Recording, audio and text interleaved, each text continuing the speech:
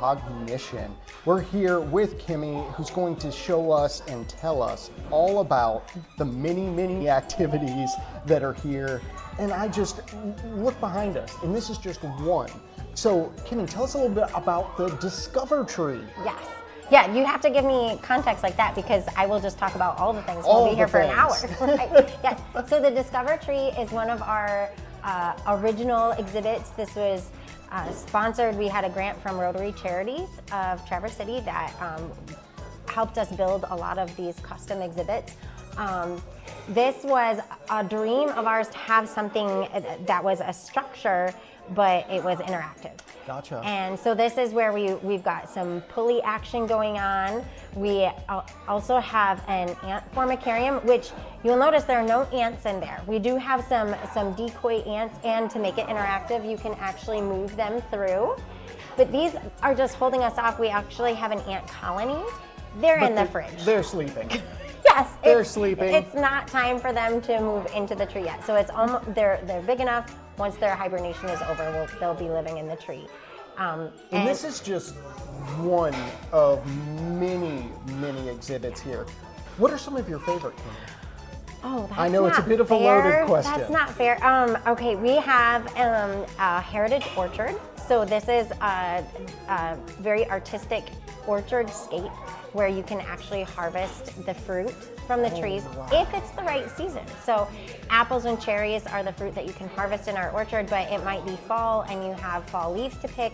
It might be winter and there's icicles on the tree, or spring, there's a lot of animals that were designed and made for us by the Grow Benzie Fiber Shed.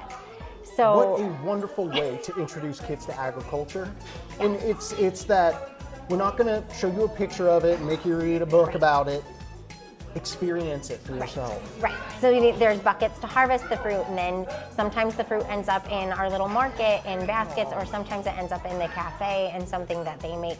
But we're trying to have those hands-on experiences with things that are local, part of our local infrastructure. Gotcha. Yeah. Gotcha. Now, something I'm noticing right over the way is you have a section of an airplane.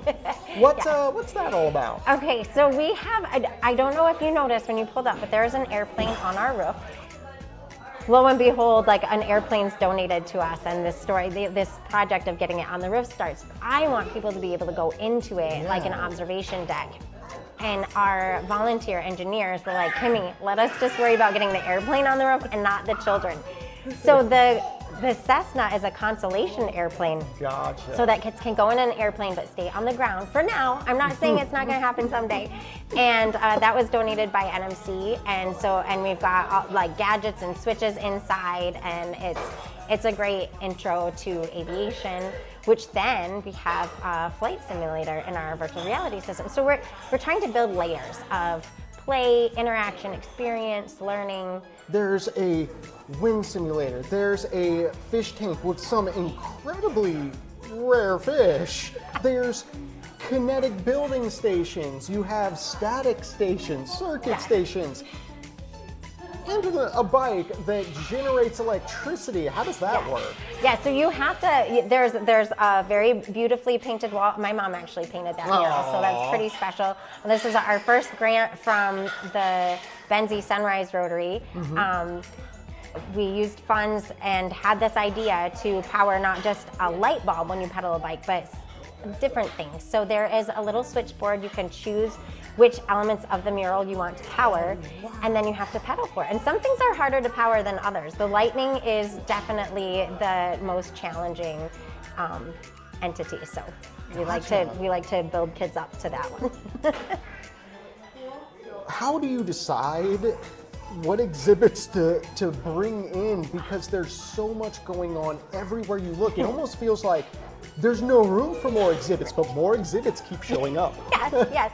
I'm glad you asked. It's been a part of the adventure. We started really small in 800 square feet of space with a snake and a hedgehog and a marble maze and some donated things. And as guests and families come, we spend time with them and look at what things the kids are really drawn to.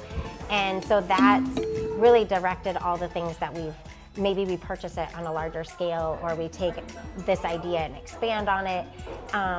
Some of it's eclectic by way of things that are donated to us. Like we have a boat that we have kind of turned into a sailboat pirate ship with lots of props, and that came from the Great Lakes Children's Museum. It was one of their early exhibits that wasn't there anymore. So a lot of it's been, what does this inspire? How can we use this thing that's been given to us? So we are a nonprofit, and I thought when we were writing the business plan that we wouldn't be opposed to hand-me-downs, and then you start running a nonprofit and you're like, please give me hand-me-downs. Give me all of the things, so please. we like to recreate things and breathe new life into it, and sometimes it just depends on what comes to us to see that. But definitely a lot. We had a little table scale in our first center, and the kids loved putting beads and marbles on it.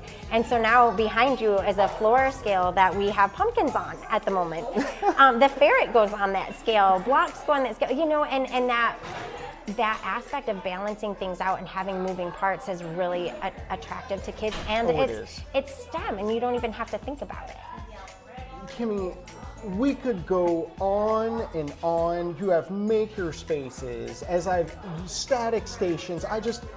We could keep talking about all the activities. This is not something that is a quick hour trip. This is a full day, and the folks at home are going to need to plan it. Oh, yeah. Where can they go to get more information to make sure they're really maximizing their time here at Cognition? Absolutely. So you can find us on www.discovercognition.org. We also have a great Facebook page. We'll show you if there's anything special going on there, but our website should steer you around to what our program offerings are. You can check out and try and make a trip when the planetarium is up. Oh yeah.